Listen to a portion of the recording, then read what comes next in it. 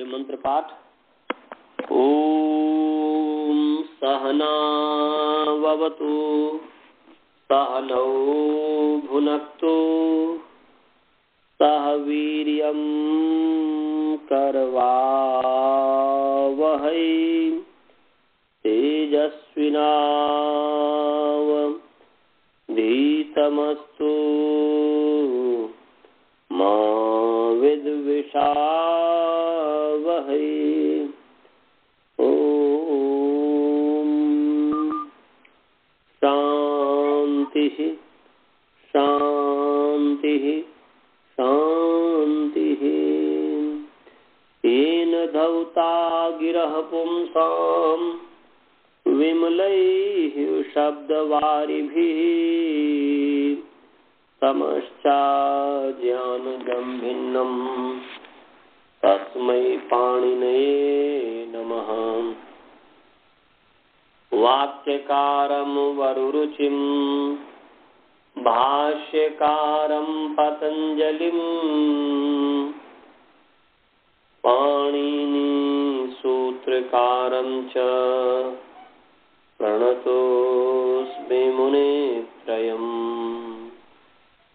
ओम शांति शांति शांति। सभी को सादर नमस्ते। आइए आप सभी का जो है प्रथमावृत्ति पाठ में स्वागत है। हम आद्यंतो टक्तो इस सूत्र पर चर्चा कर रहे थे। कृत कितो या शक्तो तत्कर्मात् आद्यंतावयवस्तः कित और कित जिसको कहा है उसका वह आद्यवयव कित आद्यवयव और कित अंतावयव क्रम से हो जाते हैं। तो हमने त्रापसम की सिद्धि बता दिया था। अब जो है भीषयते डराता है, इसकी सिद्धि है। ई भी भय धातु है, तो भय अर्थ में ई भी धातु है। अनुबंध लोप करेंगे ई का जो आदर टूर्बा से, फिर पूर्वत श्लोपादशों इत्यादि करके भी बच गया। भी की धातु संज्ञा और धातु संज्ञा पूर्वत करके धातु संज्ञा करके हेतुमती च कि हेतुमती च का अर्थ हमने बता दिया था ना जी, कि नहीं बताया था? बता दिया था ना जी। हेतुमान अर्थ में धातु से परे जो है निच प्रत्यय होगा। सत्यापास बिना तुल चुरादिभ्यो निच, उसे निच की अनुवृत्ति आ रही है, ये हमने बता दिया था। तो हेतुमान अर्थ में हेतु कहते हैं कि क्रिया का जो तत्प्रयोजको हेतुश्च, कर्ता का जो प्रेरक है उसका नाम हेतु है। कर्ता को जो प्रेरणा देने वाला है कि पढ़ना चाहिए, लिखना चाहिए, पढ़ो इत्यादि प्रेरणा देने वाला जो कर्ता को जो प्रेरणा देने वाला उसका नाम हेतु है। और हेतु की जो प्रेरणादि क्रिया है उसको हेतुमान कहते हैं। हेतु अस्ति यस्य, जिसका वह मतलब हेतु है, जिसका तो प्रेरणा का हेतु है, वह कर्ता को प्रेरणा करने का हेतु है। इसलिए हेतुमान का अर्थ हुआ कि कर्तु प्रेषणादि क्रिया, प्रेषणादि लक्षण क्रिया, माने प्रेषणादि लक्षण वाली क्रिया है। प्रेषणादि जो क्रिया है वह हो गया हेतुमान। तो भीषयते डराता है, तो देवदत्त यज दत्तम भीषयते, तो देवदत्त यज दत्तम भीषयते, तो यज दत्त विभेति, यज दत्त डरता है, तम यज दत्तम देवदत्त भीषयते, उस डरते हुए देवदत्त को देवदत्त डराता है। तो यहाँ पर जो है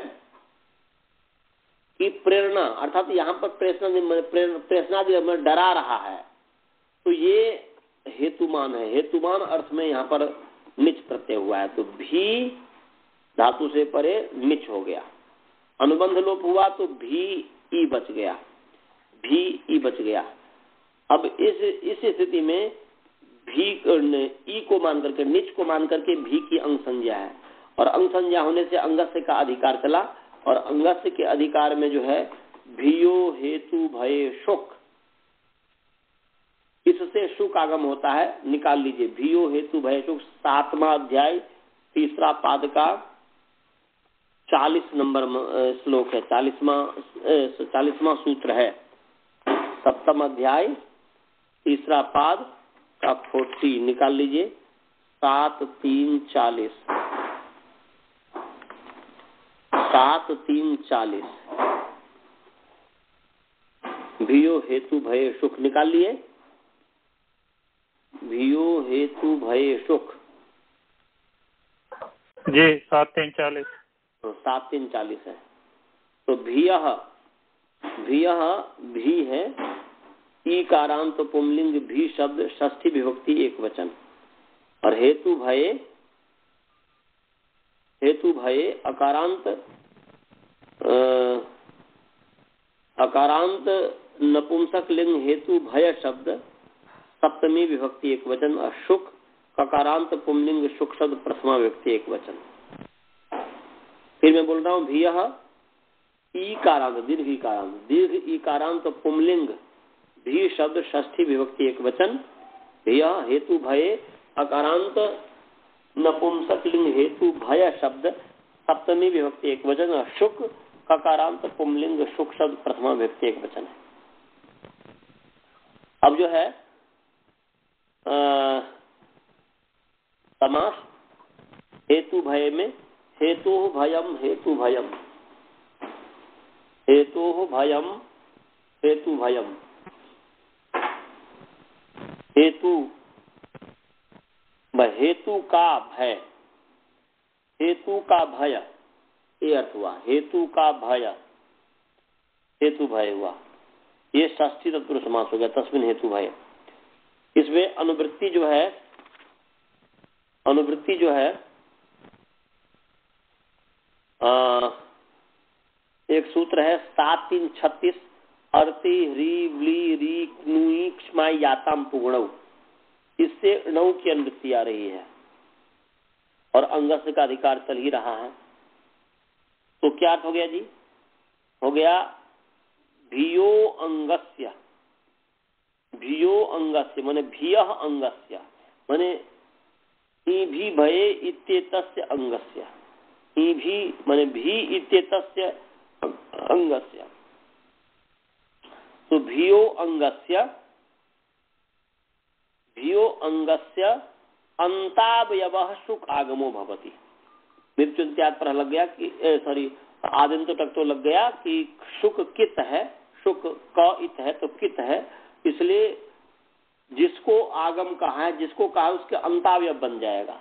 तो भी को कहा है शोकागम, इसलिए भी का अंतिम अवयव बन जाएगा। भी को हटाएगा नहीं, क्योंकि आगम मित्रवत होता है, आदेश जो है शत्रुवत होता है।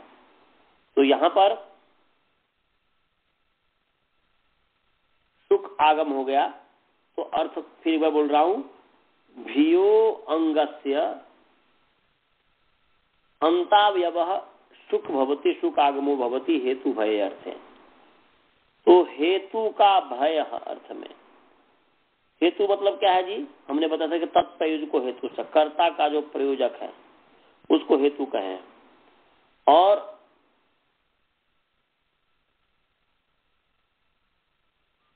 इसके पश्चात हेतु का डर। यहां पर जो है भीषयते देवदत्तः यजदत्तम भीषयते, देवदत्त यजदत्त को डराता है। देवदत्त यजदत्त को डराता है। तो यजदत्त डरता है, तो यहां पर डरना क्रिया का करता है यजदत्त, और उस डरते हुए यजदत्त को देवदत्त डराता है।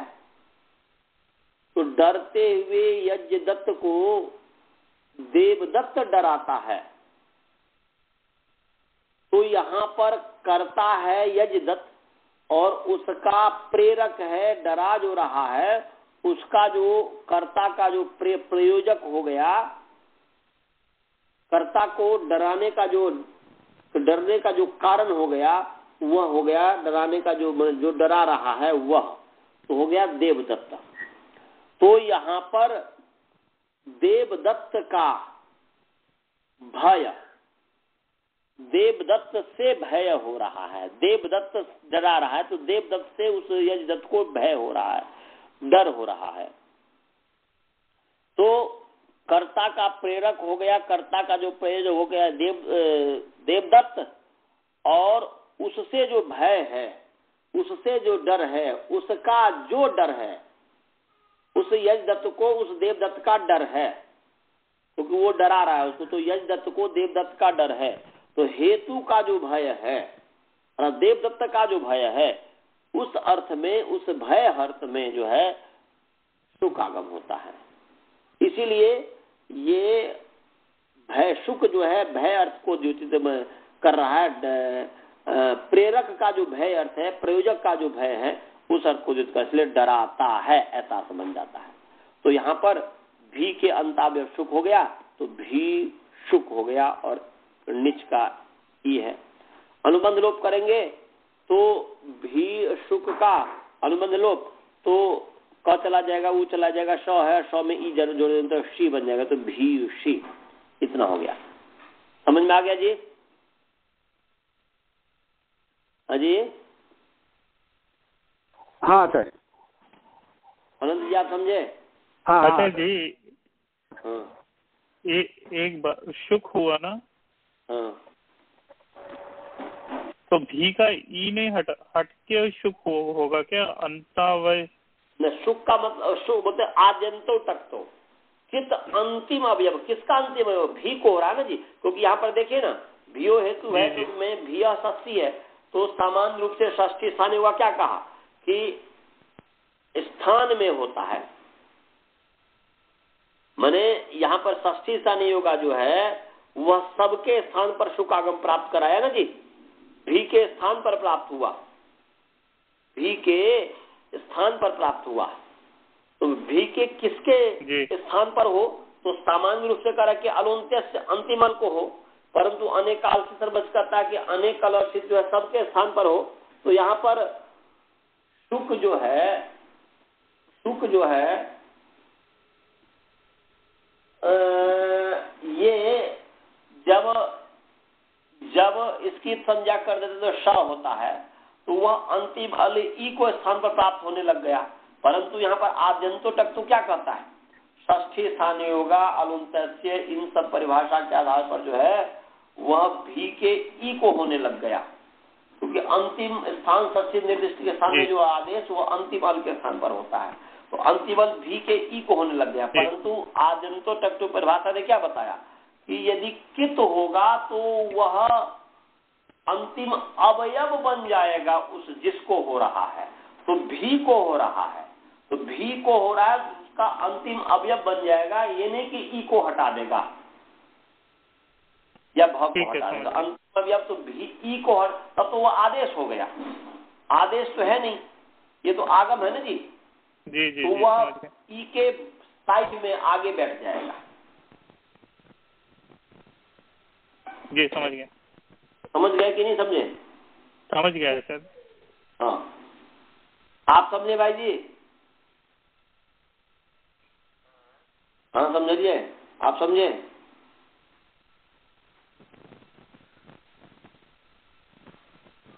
चलिए, भी है प्रथम व्यक्ति देख के आप देखिए, कोई बात नहीं। भी है, सुख का स है और ई है, तो भीषी हो गया। अब भीषी जो है एक नया धातु बन गया, निकाल लीजिए, निकाल लीजिए 3:1 32 नंबर सूत्र निकालिए।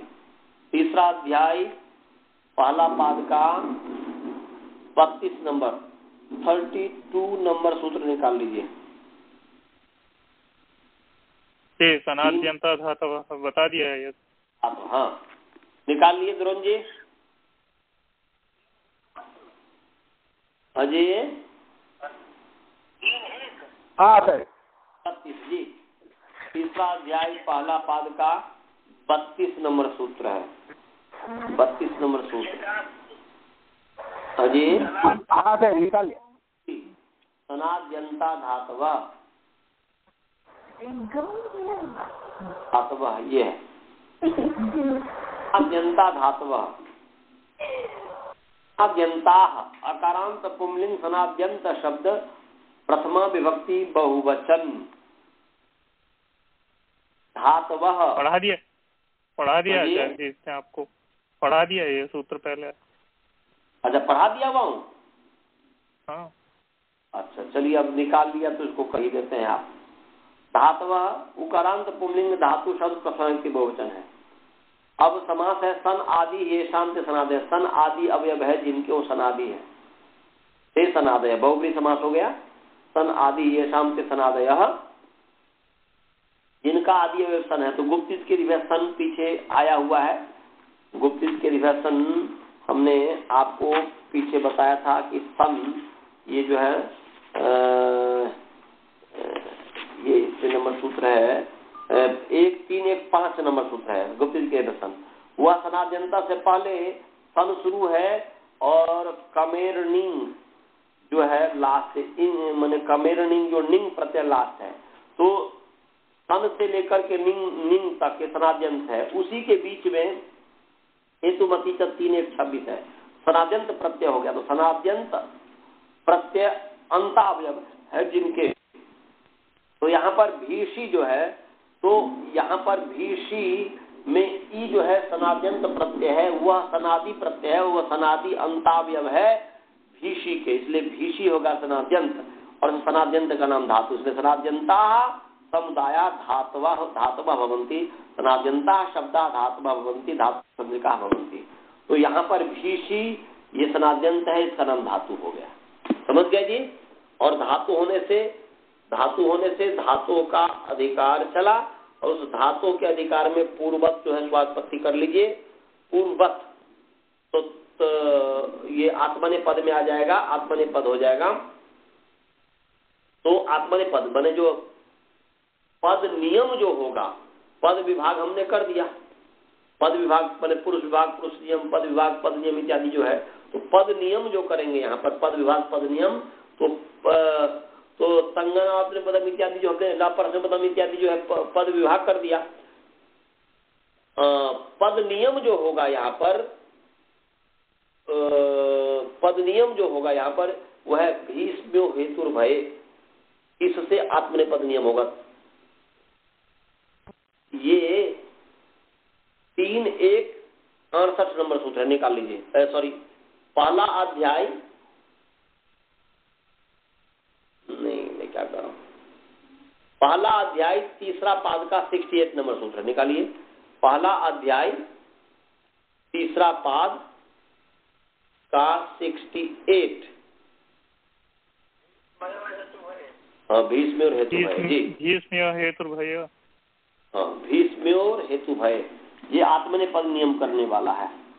शेषात कर्तृ परस्मै पदम और वो जो है परस्मै पद नियम करने वाला है। अर्थ ये आनुदात्तिक पदम से लेकर के सब जितने भी है शेषात कर्तृ परस्मै पदम से पहले सूत्र, वह सब जो है आत्मनेपद नियम करने वाला है। तो आत्मनेपद नियम में जो है इसमें एक विशेष सूत्र लग गया, वह भीष्म्योर हेतुर्भय। मिल गया ना? हाँ मिल गया। हाँ मिल गया। पदच्छेद विभक्ति कर रहे हैं। भीष्म्यो भीष्म्यो, तो ईकारांत पुंलिंग भीष्मी शब्द ऐसा होगा। ईकारांत पुंलिंग भीष्मी शब्द षष्ठी विभक्ति द्विवचन भीष्म्यो। हेतु भय अकारांत नपुंसक लिंग हेतु भय शब्द सप्तमी विभक्ति एक वचन, सप्तमी विभक्ति एक वचन ये है। तो यहाँ पर समास भीश्च स्मीश्च इति भीष्मी,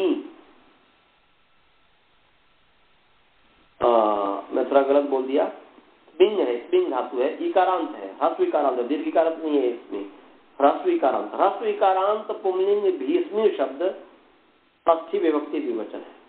और भीश्च स्मिश्च, स्मी में स्मिंग ईशद हंसने हैं, स्मिंग ह्रस्व इकारांत है।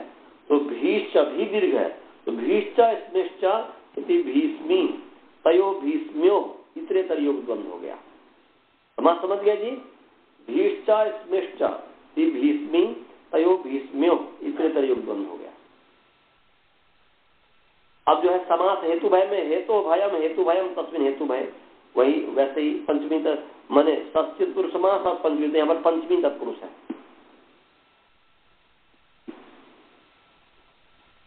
पंचमी तत्पुरुष, वहां पर भी पंचमी घट सकता है, पंचमी तत्पुरुष। अब यहाँ पर जो है अनुवृत्ति आ रही है ऊपर से 1-3-67 नंबर सूत्र है, ऋणे रणव यत् कर्मणो चेत कर्ता नाथ ध्याने, इससे ऋणे की अनुवृत्ति आ रही है, नेह की आ रही है। और अनुदात्त गीता आत्मने पदम जो है 1-3-12 नंबर सूत्र जो है अनुदात्त आत्मने पदम, पहला अध्याय तीसरा पाद का 12 नंबर सूत्र से आत्मने पदम की अनुवृत्ति आ रही है। तो नेह और आत्मने पदम की अनुवृत्ति आई। तो अब क्या हो गया जी, भीष्म्यो षष्ठी है, पंचमी पंचम्यर्थ में षष्ठी है, ऐसा समझिए, पंचम्यर्थ में षष्ठी है। तो यहाँ पर ईभी भये और स्त्रिंग ईषद हंसने, थोड़ा हंसने अर्थ में, ईषद हंसने माने थोड़ा सा हंसना, पूरा पूरा नहीं।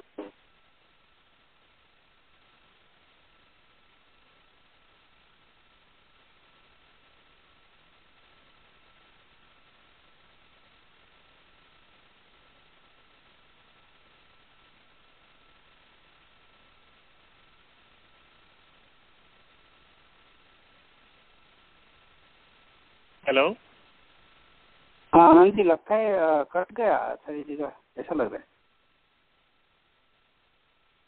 है। देखो दूसरे।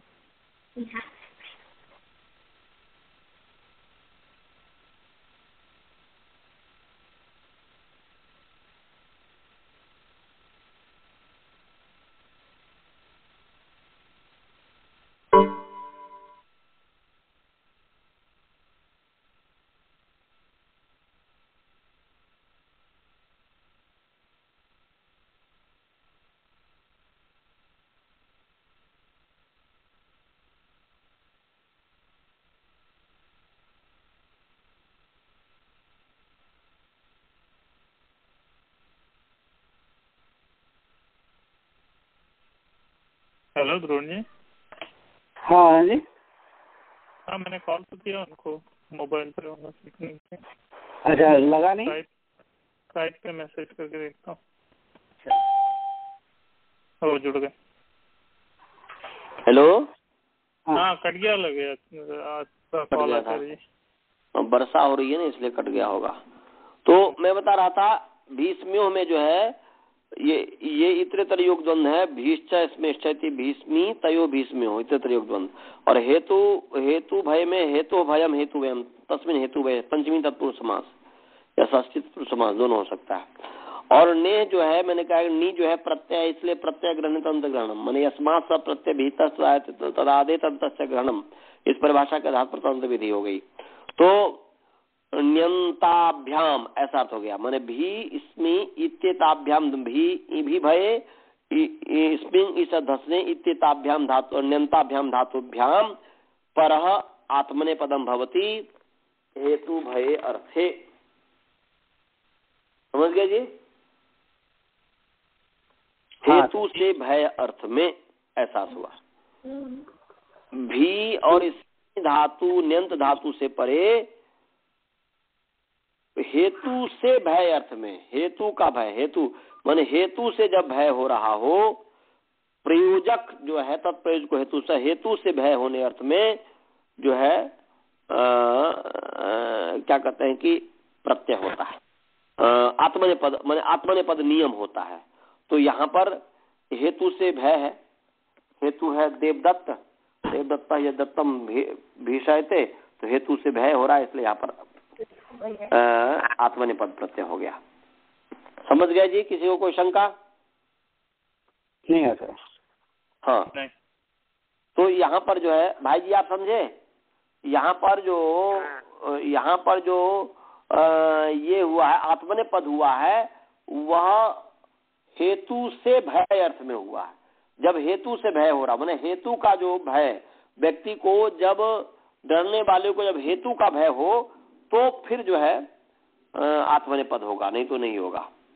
तो यहाँ पर आत्मनेपद तो हो गया और पूर्व सप इत्यादि ले आइए, सब का अनुबंध लोप हो जाएगा। तो भीषी अत ओ को मान करके भीषी की अंग संज्ञा कीजिए, अंगस्य के अधिकार में सार्वधातुक कार्तिक से गुण कर दीजिए, गुण के आ जाएंगे गुण, फिर जो है ई को ए हो गया, भीषे हो गया, अत है ए चो या लगा दीजिए, तो भीषय त है और त को जो है टित आत्मने पदानाम टेरे आत्मा मने टिदादेशानाम टित लकार आदेश टित लकार जो है आत्मने टित लगा टिदादेशानाम आत्मनाम टे एत्वम भवति। आत्मने पद जो है टित लकार के जो आत्मने पद हैं उन आत्मने पदों के टी को ए होता है। टी क्या चुनते टी अचो के मध्य में जो अंतिम वह आदि है जिसकी उसकी टी संज्ञा होती है, तो यहाँ पर त में जो अ है उसकी टी संज्ञा हुई, उस अ को ए हो गया तो भीषयते ये बन गया। तो यहाँ पर जटिलो भीषयते, जटिलो विस्मयते, जटिल से डरता है, समझे जी? हाँ सर। तो ये भीषयते की हमने सिद्धि आपको कर दिया। अब उसके आगे जो है तो जटिलो भीषयते मुंडो भीषयते हो गया। अब आगे मिर्चुन त्याग पर, मिर्चुन त्याग पर अर्थ मैंने बता दिया हुआ है, तभी मैं पढ़ा देता हूँ। मित तकारांत पुमलिंग मित शब्द निकाल लीजिए, ये जो है 1-1-46 नंबर सूत्र है। तो तकारांत पुमलिंग मित शब्द प्रथमा व्यक्ति एक वचन है। अतः चकारांत पुमलिंग अच शब्द षष्ठी व्यक्ति एक वचन है। अंत्यात अकारांत पुमलिंग अंत्य शब्द पंचमी विभक्ति एक वचन है। और परः सर्वनाम पुमलिंग पर शब्द प्रथमा विभक्ति एक वचन है। अब जो है इसमें मित में समास है म इति यस्य स मित, जिसका जिस जो समुदाय है जिसका जो है म इत हो, जिसका अवयव म इत हो उसको कहते हैं मित। जिसका म इत हो उसका नाम मित है। और अंत्य में जो है अंते भवः अंत्य तस्मात् अंत्यात्, तो ये तद्धितांत है, ये समासनीय है इसमें।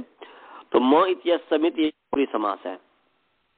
और अंत्य माने अंत में होने वाला, अंत में होने वाला जो उसको अंत्य कहेंगे।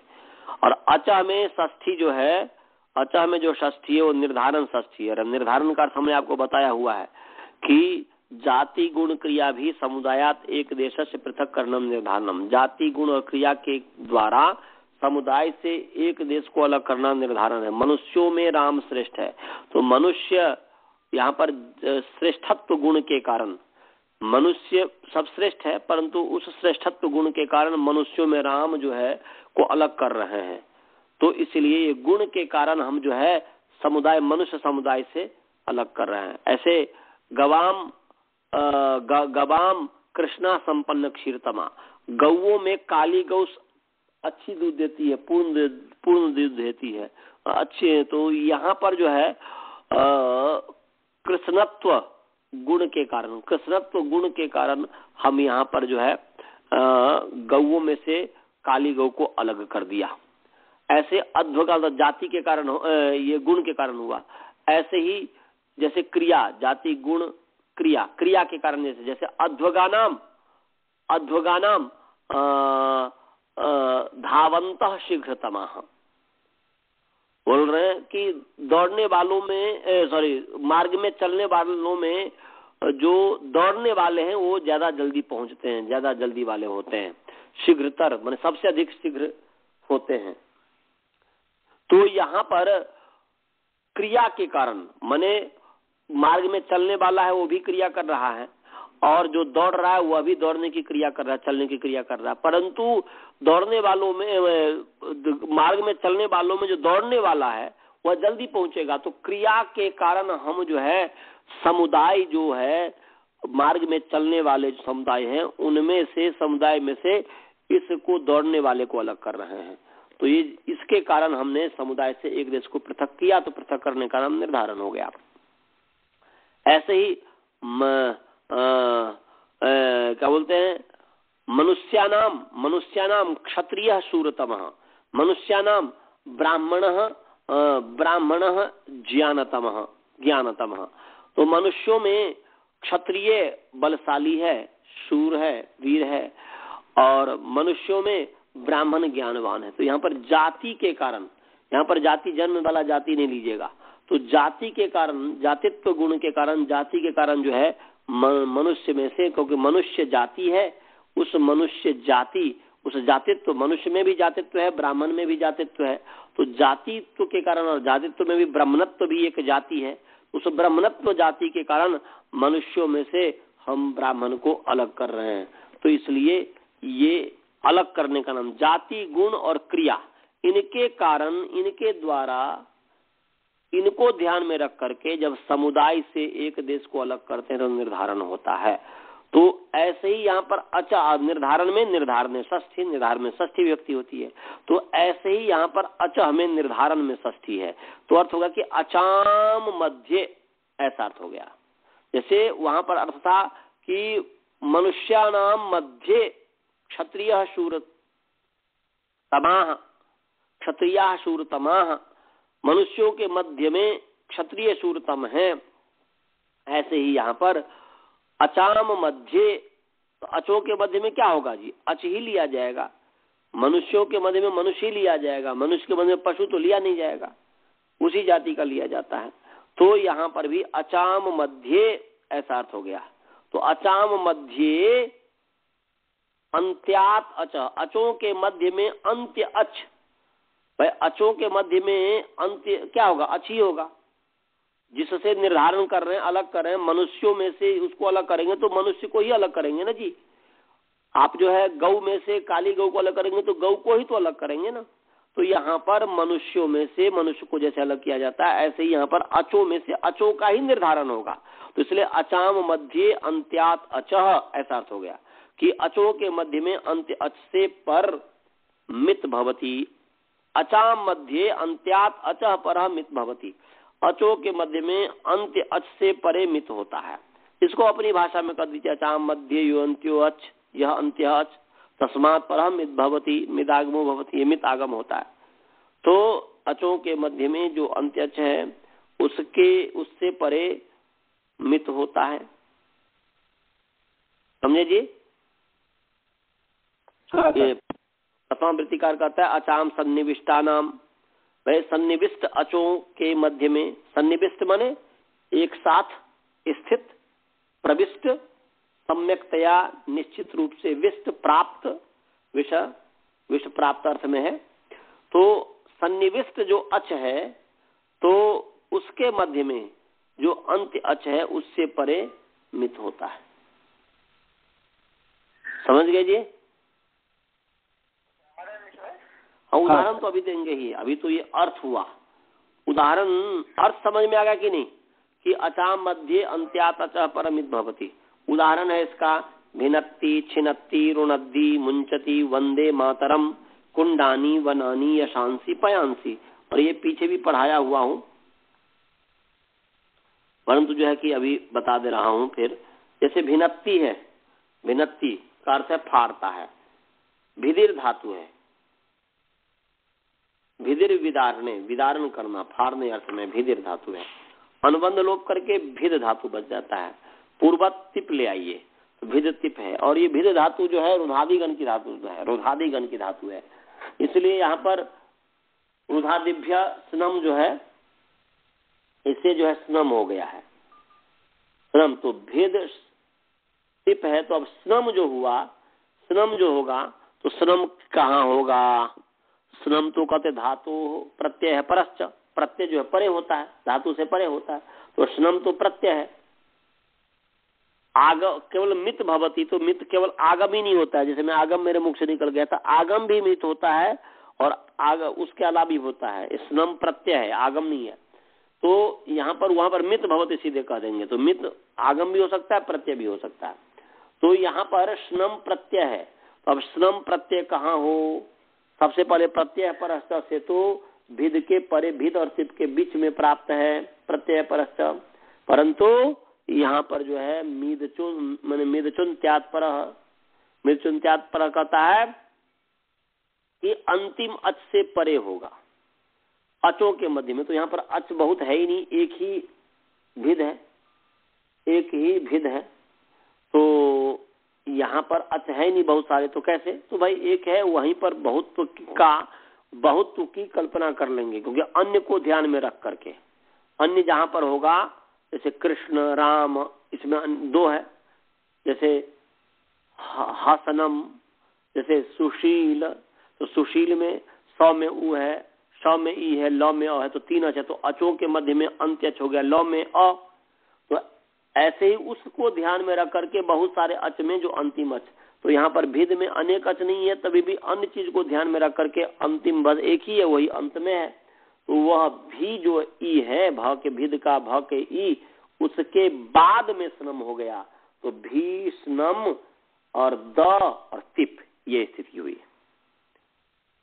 भाई जी समझ में आ गया? हाँ सर। नहीं समझ में आया? नहीं समझ में। अच्छा अभी समझ में आया, कोई चिंता नहीं करना। मैं बोल रहा हूँ रुधादिभ्य स्नम क्या करता है? रुधादिभ्य स्नम का अर्थ पता है ना? रुधादिभ्य ये पहले बताया हुआ हूँ कि नहीं जी? रुधादिभ्य स्नम कहता है कि रुदाधिगण में पठित धा, बहुत सरल अर्थ है। रुधादिभ्य ये इकारांत पुंलिंग रुधाधि शब्द पंचमी विभक्ति बहुवचन है। स्नम जो है अकारांत नपुंसक लिंग स्नम शब्द प्रथम एक वचन है। तो यहाँ पर जो है स्नम, यहाँ पर जो है रुधादि का अर्थ है रुध आदि, ये शांति रुधादय, रुध आदि अवयव है जिनके रुधादि है। तो ये रुधादि गण में सबसे पहले रुध धातु है, तो उसी रुधादि में भिद धातु भी है। तो रुधादि धातु से परे स्नम होता है, रुधादि धातु से परे स्नम होता है। ये समान रूप से प्रत्यय परस्य से बताया। इतना समझ में आ गया जी? तो यहाँ पर भिद से परे स्नम है, करा परे, तो ये परंतु मिरचुन त्याग परिभाषा जो है, परिभाषा ये कहता कि यदि मित होगा, चाहे वह प्रत्यय हो चाहे कोई भी हो, कुछ भी हो, तो वह मित यदि होता है तो वह परे न हो करके अच के जो अच है उस धातु में जिससे परे कहा है, उस जो धातु है उसके अंतिम जो भी है जिससे परे कहा है कोई भी चीज या जिसको कहा है उसके अंतिम स्वर के बाद में होगा। तो यहां पर भिद में अंतिम स्वर क्या है? ई। बस एक ही अच है, तो वही जिसके पास एक बेटा है वही बड़ा है वही छोटा है। तो यहां पर भिद में अंतिम अच है ई, और उससे पर में क्या है? भिद में ई के बाद में क्या है?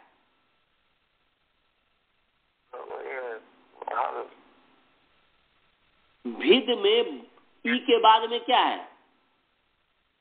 व्यंजन है। तो बोलिए ना उस व्यंजन का क्या नाम है? भिद में भ ई द 3 ही तो वर्ण है, उसमें ई के बाद में क्या है? द है। तो कह रहा है कि अंतिम अच से परे होगा, तो अंतिम अच है ई, उसके बाद में द है, इसका मतलब उससे पहले होगा। सबसे पहले क्या होगा? स्नम प्रत्यय,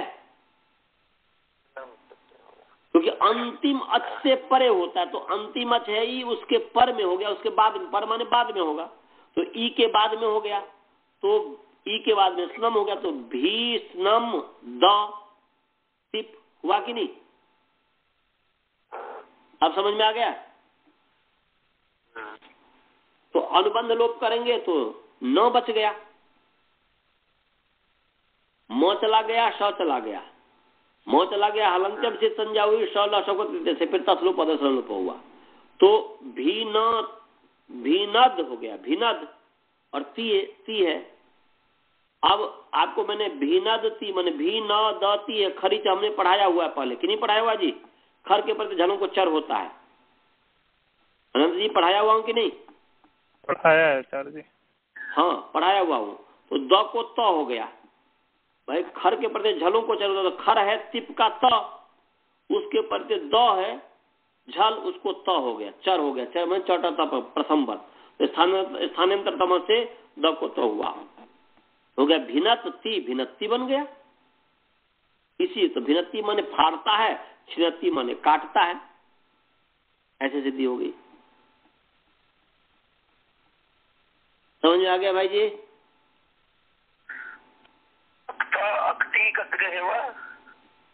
द को तो हो गया खरीच से, कहता खरीच कहता कि खर प्रत्याहार में इस मतलब खर जो वर्ण है उसके परे रहते झल को चर होता है, तो झल है द, उसको चर हो गया तो स्थान में तमस, द का भी स्थान दांत है, त का भी स्थान दांत, द के स्थान पर तो हो गया। क यहाँ पर क्या है? क का तो कोई प्रश्न ही नहीं है। विनक्ति बोलते हैं। भिनत्ति में बोला हूँ कि विनक्ति कहाँ बोला हूँ? भिनत्ति। विनक्ति में कौ भी है ना? विनक्ति कहाँ है? विनक्ति है ना? नहीं, भिनत्ति है। भिनक्ति कैसे होगा बताइए? भिन्नति तथा संयुक्त नहीं, न पूरा है। भिनत्ति तथा संयुक्त, भिनत्ति। न के बाद तथा संयुक्त ना? हाँ जी, तो क्या हो गया उच्चारण? अभिनक्ति है। हाँ तो भिनत्ति है ना, क का तो कोई प्रश्न ही नहीं है, यहाँ पे सवाल ही नहीं है। अभिनक्ति है। ऐसे छिनत्ती बन जाएगा, काटता है। समझ गए? अब आगे रुधिर, रुणद्धि। रुणद्धि तो रुणद्धि देखिए, रुधिर धातु है, रुधिर अश्रु विमोचने। तो रुधिर, रुधिर अश्रु विमोचने है, रुधिर आवरणे है, गलत में बोल दिया। रुधिर आवरणे है, रुधिर अश्रु विमोचने रोने अर्थ में है, रुधिर आवरणे रोकने अर्थ में, आवरण अर्थ में है। तो रुधिर धातु है, अनुबंध लोप हो गया, रुध होगा। रुध के आगे लट हुआ, लट के स्थान पर तिप हो गया, पूर्वत सब हो गया। अब यहाँ पर जो है वह रुधादिगण की धातु है, इसलिए रुधादिव्य स्नम होगा। तो अब स्नम कहाँ प्रत्यय परस्त से पर में कर रहा है, परंतु मित चुन्त्यात पर कहता है कि मित जो है वह अंतिम से परे होता है। तो रुद में रू है, अंतिम उससे परे हो गया, तो रू स्नम धति ये हो गया अनुबंध लोप, रू न धति। अब इस स्थिति में अटकुप्वांग नु में वायपी हमने बताया हुआ कि रेफ और श उत्तर न को न होता है यदि बीच में अटकुप्वांग के व्यवधान हो तब भी, नुम का व्यवहार हो तब भी। तो यहाँ पर र और न स्नम के न के बीच में उ जो है अट का व्यवधान है, तभी न कोण हो गया, इसलिए रू न हो गया, ध ती है। अब इस स्थिति में झसा सथोर धोधा मैंने पढ़ाया हो, झसा सथोर धोधा कि नहीं? झस से उत्तर नहीं आचार्य जी, नहीं ये सूत्र नहीं पढ़ाया हूं तो पढ़ लीजिए। 8-4-40 नंबर सूत्र निकालिए। अष्टम अध्याय चतुर्थ पाद का 40 नंबर सूत्र है। और मेरे इसमें 41 होगा क्या? मिल गया? 8-4 नहीं मैं नहीं आचार्य जी, मुझे 40 में तो चुना तो 8-2-40 है। 8-2-40 ओके, 8-2-40 है।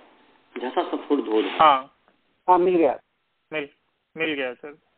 8-2-40 है। भाई जी आपको मिला? झसा सथोर धोधा। तो झसा सथोर धोधा, तो झसा जो है सकारांत पुल्लिंग, झसद पंचमी विभक्ति एक वचन है झसा। तथो हो, तथो है थकारांत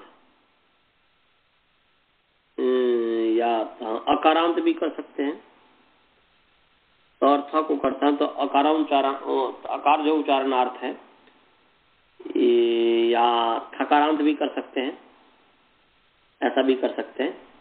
तो थकारांत पुंलिंग तथ शब्द षष्ठी व्यक्ति द्विवचन, या अकारांत पुंलिंग तथा शब्द षष्ठी व्यक्ति द्विवचन, दोनों हो सकता है। और हालांकि अकारांत करेंगे तो गलत ही हो जाएगा, तथयोः बनना चाहिए था। मैं ठीक ही बोला था, बाद में गलत बोल दिया। तथयोः जो है हो जाएगा, जैसे राम का रामयो हो, तो अकारांत के तथयोः होना चाहिए, परंतु तथोः है। इसी से पता चलता है कि भगवान पाणिनि जी थकारांत कर रहे हैं यहाँ पर। तो थकारांत पुंलिंग तथ शब्द षष्ठी विभक्ति द्विवचन है। और ध जो है अकारांत पुंलिंग ध शब्द प्रथमा विभक्ति एक वचन है। और अधः धकारांत अधः, अच्छा जी,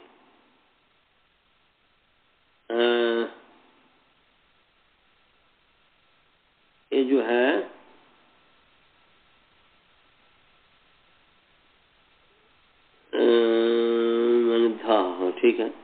अधः, अधः जो है आकारांत है। आकारांत पुंलिंग अधा शब्द पंचमी विभक्ति एक वचन है। जैसे सोमपा का सोमपह बनता है, ऐसे अधा है, धा धातु को छोड़ना है। तो अधः जो है आकारांत पुंलिंग अधा शब्द पंचमी विभक्ति एक वचन। समझ में आया जी पदच्छेद? फिर एक बार बोल रहा हूं। झषः शकारांत पुंलिंग झष शब्द पंचमी व्यक्ति एक वचन है। तथोः थकारांत पुंलिंग तत् शब्द षष्ठी व्यक्ति एक वचन है। धः अकारांत पुंलिंग ध शब्द प्रथमा व्यक्ति एक वचन है। अधः जो है आकारांत पुंलिंग अधा शब्द पंचमी विभक्ति एक वचन है। आकारांत जैसे सोमपा का सोमपह, ऐसे अधा का अधः। समास है न धा अधा तस्मात् अधः, पंचमी तत्पुरुष समास। समझे जी? सभी को समझ में आ गया? हाँ सर। तो अर्थ क्या हो गया जी? अर्थ हो गया कि झसः, झसः उत्तरयोः तथोः स्थाने ध भवति। माने झसः उत्तरयोः, उत्तरयोः हमने से कहा कि तथोः षष्ठी वचन है, इसलिए झसः उत्तरयोः तथोः स्थाने ध भवति। क्या? अधः, धा धातु वर्जयित्वा। धा भी जो है झस है, परंतु उसको नहीं होगा, इसलिए अर्थ क्या करेंगे? अर्थ हो जाएगा धा भिन्नात झसः पर झसः उत्तरयोः। धा धातु से भिन्न झस, माने धा भी झस है, परंतु धा धातु वाला नहीं लेना है झस, इसलिए धा धातोः भिन्नात झसः। आप यदि परिवार प्रतिषेध करेंगे तो अर्थ हो जाएगा धा धातु भिन्नात झसः परः झसः उत्तरयोः या परयोः ततोः स्थाने ध भवति।